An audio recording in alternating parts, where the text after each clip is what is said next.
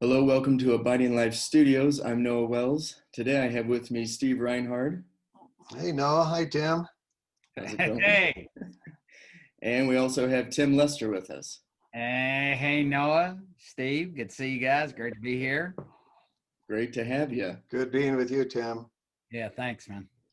If anyone's watching this, they'll see that Steve's video is messing up a little bit, but we can still hear him, so we're going with it. So today, guys, I wanted to run through you with a dream I had, fairly recent, that God gave me that really helped me, I guess, understand the sin I was holding on to. Mm-hmm. And I really want to share it with you guys and the listeners, and hopefully it'll be encouraging to you guys and the listeners as much as it was for Cool. me. Great. So I'm just going to get into the dream, and then you guys give your 2 cents, and we'll go see what the Lord does with all this. All right, good. All right, so the beginning of the dream, I was at a beach and barefoot, and I was walking with Jesus along the shoreline, and we weren't really saying anything. And I remember looking at the wet sand right by me, and I wanted to prove to him and show him all the sin I've gone through and all the sin I do and all the failures I have. So with my finger, I wrote it all down. I put it on there. It took me a while, okay? I'd hate to admit that, but it did. So it took me a while, and I finally had it all done, and I stand back and said, look, Jesus, this is me. This is the person you love so much. I'm a wreck. You should not love me. You should just walk away while you can. And right when I said that, all of a sudden I felt the cold water rush through my feet from the ocean and hit my list. And when it hit my list, it washed back out to the sea, and my list was completely gone.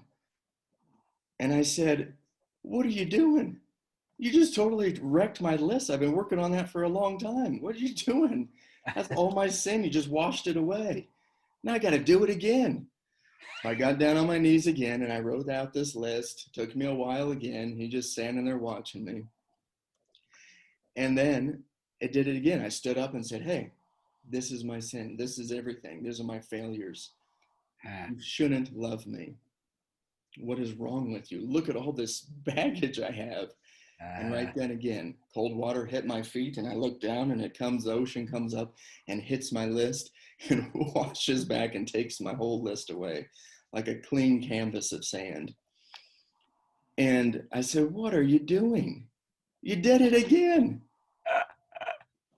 And right then it clued into me that he washes that sin away from me every time I sin. And I told him, why are you doing this? And he goes, you're the one who keeps bringing up your sin and your failures. You're the one who keeps trying to hold them on to them. And I keep washing them away and washing them away every time you do it. I just want you to move on and walk with me. Yep.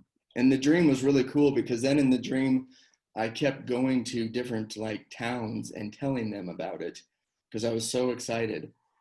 So then when I woke up, I was so pumped up about how God just keeps washing my sin away. And it was just such an amazing experience for me. And it just showed me how much he really does love us all and how much he doesn't want us to focus on our sin. So what do you guys think about that? Well, first of all, cool dream. Yeah.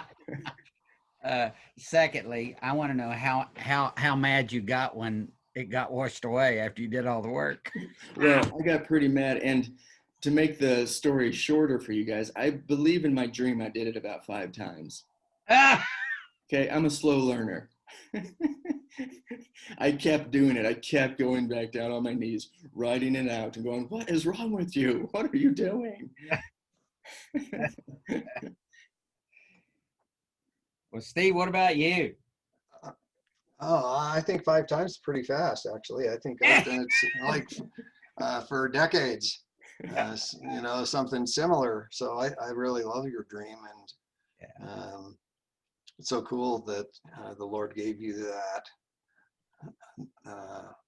really clear communication of what you and not just you, but me, and I think a lot of us tend to do from time to time, because it is so easy to focus on our sin and our failures and our flaws and I don't know. I guess I would be thinking there's probably lots of great reasons to keep writing it in the sand, or you wouldn't do it. Yeah. That would be, I'd be curious about that. Yeah. And what you think would be, what's the advantage of doing that? Because I think we just do things because they work for us. Uh-huh. Yeah, and I think for me, writing it more and more in the sand, I mean, for me, if I focus on sin, I can get away with being depressed, or get away with being angry, or get away with a lot of things, because I'm focusing on all the problems of myself. And what Jesus wants is he just wants us to forget about that and keep walking with him. But that's the thing. I guess that's what the pride part wants, to hold on to that and stay angry. Well, no, as soon as you said that, the first thing I thought about, there was a guy, it's been several years back, I was talking to in Texas, and he came up to me, and he had some really, really good points, but he just said, I really don't like, I'd said something about, confessing my sins or something. And honestly, I don't even remember what I said. I just remember he said, well, I don't think we have to do that anymore. And he says, God forgives. He died once for all our sins. Well, I agree with that. That's what the scriptures teach. And he said, so what do you say to that? And I said, well, I can't speak for you, but I can speak for me. I'm convinced now that me confessing my sins to God is something he allows in me. And I'm not trying to make a big theological statement, but just like you in your dream did it over and over again, you finally got it. Yeah. I'm wondering if any of the encouragements, commands, whatever you want to call them from the scriptures that talk about, confess your sins to one another. But if you confess your sins, he's faithful and righteous, and so on. All those passages that talk about that, I'm about to the point where I'm wondering if it's not Jesus interacting with us while we're using your dream, writing our stuff on the sand, just so we finally get it. And so that was my first thought is that, look, there's this, I don't know, dynamic interaction, relationship, call it whatever you want. But when we engage him about that, even though it might not be that great for us to keep bringing it up technically, but he's pretty daggone patient for me to keep not getting. You talked about it took you 5 times. I'm with Steve. Mine probably would have been 15 or 20. He's pretty daggone patient for me to kind of finally get it. Yeah, I'm not interested in that. Can we move on to the next thing? So that was my, my first thought about what you're saying. It just, from my background, I came, it was pretty nutty, but part of it was, you better hope that if you sin during the day, you remembered to confess that sin before the end of the day, or you were going to be toast, man. God was going to wipe you out. Yeah. And that's just not him. And honestly, I don't even believe that's what this whole writing our sins down, whether it's metaphorically or in real life or in a dream, it's for us. That interaction's for us to finally get it, which I'm pretty grateful for that. Yeah, for me, it's really freeing, at least after the dream, because I was holding on to a lot of sins and just thinking about them and really just obsessing about them and thinking to myself, I don't know how I can stop these sins. But knowing that he just keeps washing them away and washing them away really gave me a lot of freedom to just go, okay, I'm going to do this now. I'm going to move on with him. And then, honestly, when you're not thinking about sin, I just don't think about it. I don't even know if I'm doing it anymore. The problem I was having. So what you're saying is probably compulsive more. What I'm doing wrong isn't the way. Yeah, I would say so. Wow. Yeah. Well, Noah, let me ask you, I'm interested to know if you remember what you were writing down in the dream, how Mhm. many of those things had Jesus already sort of dealt with you about before that? Or do you even remember? If you don't remember, that's Probably fine. quite a few, but I kept bringing them up. Yeah. I think that's why he told me, you're the one who keeps bringing them up. Huh. I'm not even thinking about them. Right. You're the one who keeps trying to bring them up to the dinner table, and I'm already, at breakfast. Yeah. Like, let's get going here. That's good. That's So good. yeah, I do remember the ones I was writing, because in the dream it was very vivid that I was actually writing the ones that I was struggling with. Mhm. That's why, like I said, it took me a while to write all of them down. Definitely my failures. I think I have a hard time with failures. I don't know what it is. I've been trying to figure it out, but I think I'm so terrified to fail. Definitely with the whole dyslexia stuff. I'm like, so, I don't know, there's just something about it where I guess I'm still embarrassed by it. Right. So, and just like an example for everyone who's listening, like if someone like comes over here and has like uh, a note card, or a card they got, Mm-hmm. and I've noticed other people laughing about the card. Right. Come over and read this. They'll hand me the card, and I will grab it, and Yeah. I will count to myself how long I think it would take someone to read that. So I go 1,000, 2, 1,000, 3, 1,000, and then I turn, and then it's just a couple lines. So then I'll go, oh yeah, that's funny, and then hand it back. I have no idea what it said. And I'll do that all the time when people hand me stuff to read. Yeah. So there's something about me still. Maybe you want to call it pride, or just the fear of failure in front of people. I am still working through that. Gotcha. So I think that's what was important for me, to write my failures in the sand and him wash that away. Mm-hmm. Because I was like, wow, he doesn't even care about my failures. Mm-hmm. He just wants me to keep moving forward. Yeah. Because for me, I do that a lot. I'll fail, and I'll just go ahead and dig a hole, put my feet in it, and put concrete in there. Yeah. I'll take all the time and mix in the concrete, and I'll pour it right in there. And then I'm just frozen. I will not move forward. And so if I can start learning to move forward and with Jesus, and not worry about failing, and actually understand that I learn so much in failing and in failure, then, but I'm just saying, I'm still a work in progress with that. Yeah. Yeah. Amen to that. That's Well, Tim and I don't ever have that problem. We don't ever fail. yeah. So I'm not even sure you should be on this podcast with us, because It could do in your reputation. yeah, Oh man. yeah. Well, Hanging out with perfect people like us. Oh my gosh. I had the other morning, just as this would have been not this morning, but yesterday morning, just like everybody else, everybody's angry about that we got COVID and whichever version of it or whichever side of it they're on and all that. Well, 2 days ago, I'd had just all I could enjoy. And Karen and I are part, and I'm getting to a point about the things in the sand, Noah, so just hang on a second.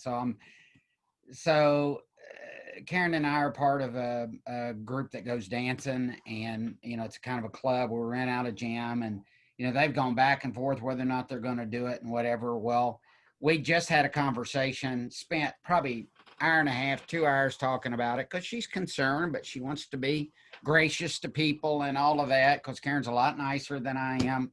And so honestly, the whole time we were having the conversation the day before that, I was just going, I do not want to be sitting here. There's a dozen other things I could be doing right now. But I did the husbandly thing, and I listened and engaged with her. So we go to bed, get up the next morning, and she's gotten another text from somebody. And so she's very concerned about it. and she's wanting to talk that out. Well, I'd had all I can enjoy, plus I'd only had a half a cup of coffee. Uh-oh. I just came unglued. I chewed her up one side and down the other, and I said, "You completely flipped this thing around. We were one way, now we're another way, and then we were another way." And oh man, I was in rarest form. And I said, "There's no more conversation about this. Whatever you want to do, go do." And I said, "Listen, I've got to go. I've got a lot of important things to do." So I got dressed and left the house because she's not saying a word. Mm-hmm. And I leave. Well, I get to the rest of my day, and this is my point about the things in the sand. I thought, I did it again. I have made an art form out of being boneheaded to my wife. And fortunately, I have a wife that actually loves Jesus, and she doesn't depend on me for whether or not she's okay or not. But I spent about the next half of the day depressed because this is not the first time this has happened with me. And so I'm griping to the Lord, and Lord, listen, really? And of course, that day, what I was complaining about, I wasn't nearly as nice as you, that I was just writing my sins in the sand. Oh, I was writing them in the sand, but I was putting a little parentheses out beside it, saying, "And God, if you hadn't let so many goofy people tick me off yesterday, I wouldn't have yelled at my wife." So now I'm finding myself make excuses about why I failed so miserably. So, I'm grateful. I know the Lord forgives me, but the proof that I struggle buying that is I spent half a day depressed because I was somehow shocked that I'm such a bonehead. And so I'm just grateful, and I mean this sincerely, after the Lord finally got through to me and I listened, and it's really interesting. I didn't have any sense at all that the Lord was saying, "Hey, Tim, don't worry about that. I understand how stressed you were and how many people there were." The truth is I did not invite him into that anywhere along the way, including the time I was griping and complaining for him to letting so many people overwhelm me and stress me out. But he was patient to let me finally come to what it really was. There was no interaction with him, and as a result, even and I'm saying this, the great Tim Lester can be overwhelmed with everything that goes on in life. And I'm just grateful he's that incredibly patient. I'm not making excuses. I was wrong. And for the record, I went and apologized to my wife finally. So you're sleeping in your own bed again. I am. Yeah, that's great, Tim. Thanks for sharing that. That's a beautiful story. And, that kind of reminds me of what Noah shared on his dream is the Lord never backs away from us. Where we would think he would, or where like Noah, you would say like, "I don't deserve it," or, you shouldn't love me really. And I'm not willing to forget these things, so you shouldn't either. And yet he didn't just turn his back and walk away in your dream. And he didn't just start walking on water as like, "Oh my gosh, I can't hang out with this guy. He's got problems. Yeah. He's sinned," or he doesn't actually jump into our mindset, but he's not afraid of it. So he stays there with us, whether we're fighting with our wife or spouse, or looking at our sins or beating ourselves up. So I think what you're both saying to me has been so incredibly mind-blowing over the last few years, where I heard it described once as that he's submissive. And I had a hard time understanding what that meant. Initially, I really struggled with that, but I think it's exactly what you guys just described, is that he's not going to come into our world and bully us. He's not going to come and force us and beat us. And twist our arms until we, let's say, let go of our sin, or twist our arms until Mhm. we love our wives. He just sticks with us, and Yeah. so I just love that about walking with him. And so Noah, that'd be like one of my takeaways from your story is you said something like just a few minutes ago, you wanted to walk with him, Mm-hmm. right? Yeah. And I would say, based on the dream, you are. Mm-hmm. And that nothing actually uh, needs to change. And I know that's probably a little controversial, but I really think that maybe nothing needs to change. In fact, we can accept that we actually are walking with him. It would be nice to not have all those struggles and problems. And Mm-hmm. I had a big blow up with my brother yesterday over nothing, and but we basically yelled at each other in front of his employees, and they're looking at us like, what are these, like two 60-year-olds guys going to come to blows here or something? And then, but at the end, I was like, with Tim, is like, oh my gosh, uh,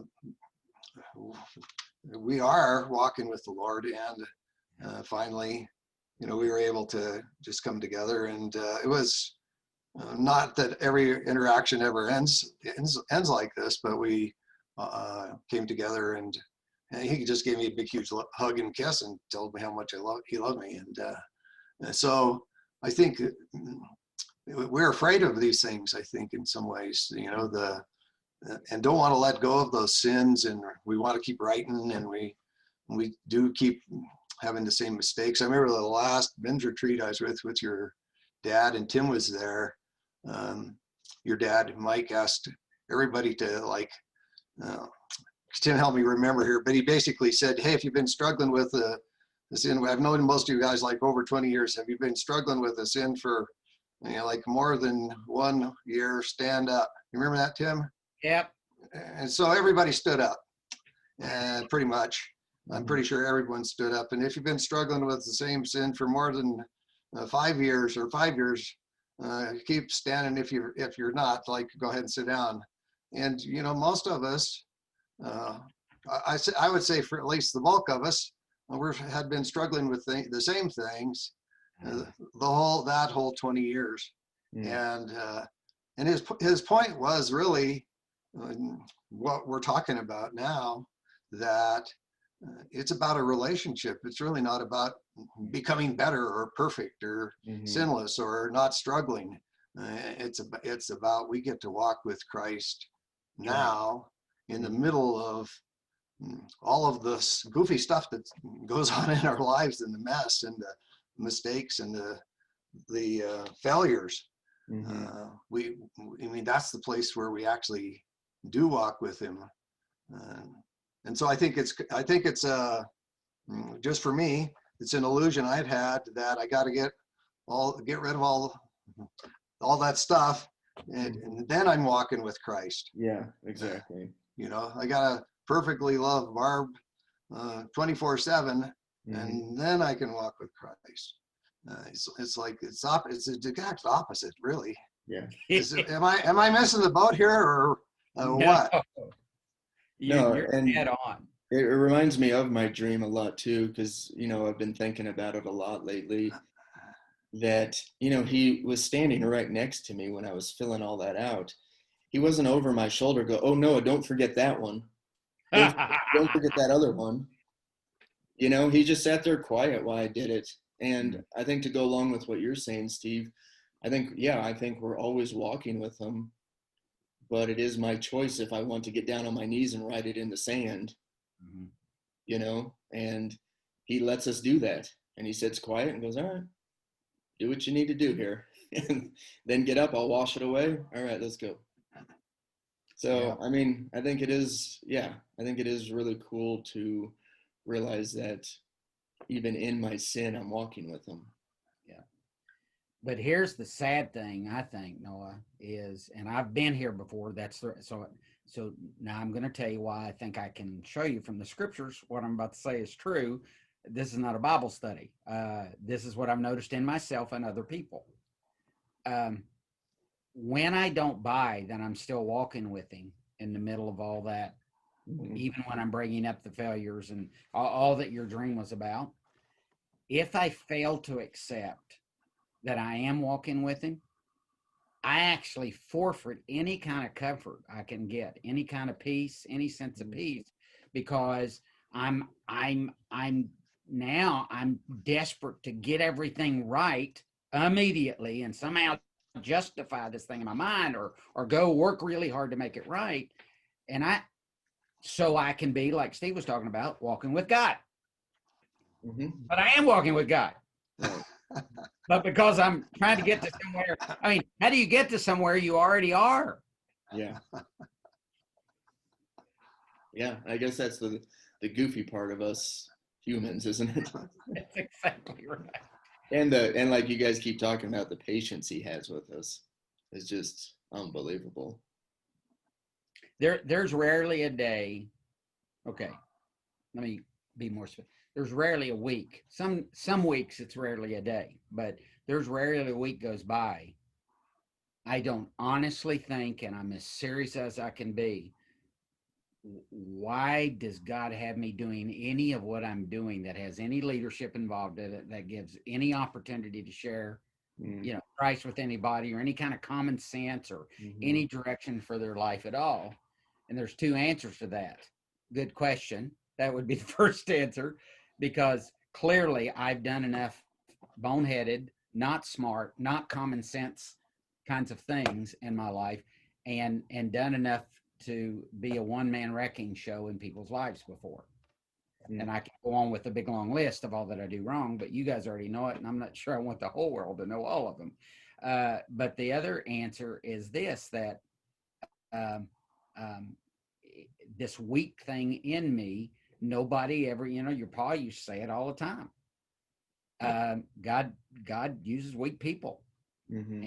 And Paul says, nobody gets confused about when something really good happens in a weak person about who was doing it or where the source of the power came from. And I, for one, am glad about that, because I don't do well on the pedestal. I don't well trying to keep everything right all the time. So anyway, I'm just glad God does it the way it is, and that he's patient, and he's willing to use me in the stuff that I'm really bad at in spite of that. Yeah. So. That's great. I love hearing that, Tim. I like hanging out with you for that very reason, because because you're a weak guy. Yeah. Let me tell you about that. And really, no, I'm serious. Like, just like you said, serious as I can be, is that I love that about us. Yeah. About us guys here, that we, it would be fun to pretend we had it all together, and that we were like wonderful, dynamic people that had all the answers to all of life's questions, instead of having to say, "Oh my gosh, I make mistakes all the time, and I, really aware of lots of flaws, and then I think for me it's been a shift over the last few years, is to fall in love with those flaws, like you're talking about, and recognize, oh my gosh, those are the I get to share with somebody that maybe I'll never see again because of that flaw. And we can connect, just as Christ connected with you on the beach, Noah, looking at your sins and your mistakes and your failures, and didn't back away. He just, I don't know what he was saying, but I would have loved to have known what he was saying, because I'm guessing it would have been like, oh my gosh, this is some of my favorite things about you. And then have them like wash away, because they're probably some of your favorite things about you too. But I don't know. I'm just thinking out loud here, but I'm just so glad you shared that. Yeah, and a no, dream. And yeah, go ahead, no, Steve. no, I'm just thankful that you've shared that with us, and wonder if there's any other, highlights or things, takeaways that you would have about that dream. Yeah, I guess for me, it's just like I've really been marinating in it for a while, like Mhm. really enjoying it because I was holding sin above God and really just thinking it was more powerful than he was. So Mhm. it was the perfect time for me, really, for the dream, because when I woke up, I felt so free from it. And that's what I really wanted to share with everybody, because I'm really hoping it helps someone else feel that freedom of just knowing that he doesn't care about that stuff. And he washes it away just like that. And I don't have to sit there and remember every sin I did at the end of the night and drive myself crazy about that. I can just go to him and start talking to him right away and just enjoy each other Yep. and not focus on that part. So I guess for me, that takeaway is the freedom of that, the freedom of relationship with him is huge because, I sit here and listen to you guys and just think, if you guys followed me around all day long and could be in my head as a human, you guys would be like, why does he keep going back to this one thing? It doesn't make him happy. He keeps going back to it. What is he doing? It drives you crazy. But Jesus is just, Yeah. yeah, he's just amazing. Just how the love he has for us is really beautiful. Well, no, I want to encourage you that I have an opinion about why the Lord might have shown you this and why we're even just having a conversation about it right now. I'm just speculating. I don't know, but um, particularly now, this has always been true, but I'm going to say since, February, March, when this whole thing has broken loose with the COVID thing. And I recognize just there's been fears and there's all the obvious things that's there. But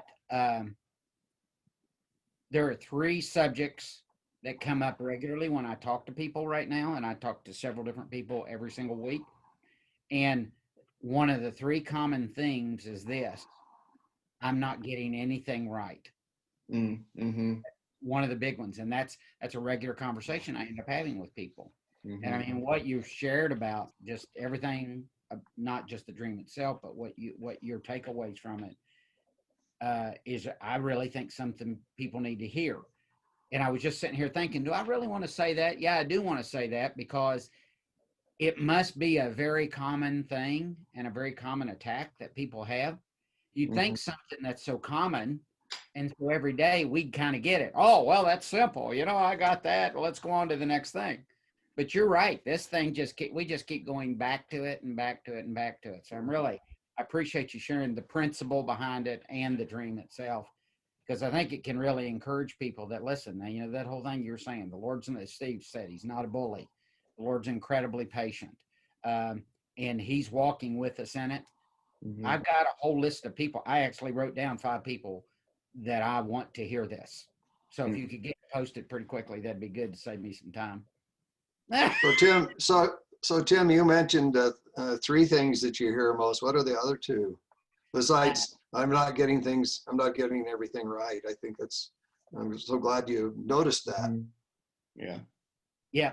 Well, 2 other things. One is that people are now angry because individuals don't agree with them. Mm-hmm. And they're mad that other people are exercising their rights, what they call their rights, and it's impacting them. And they're just staying mad all the time because they're infringing on my rights. So that's another huge thing that's going on is how dare they take advantage of me by, and you fill in the blank, not wearing a mask, not doing this, not doing that. Um, uh, you know, so that's another huge thing.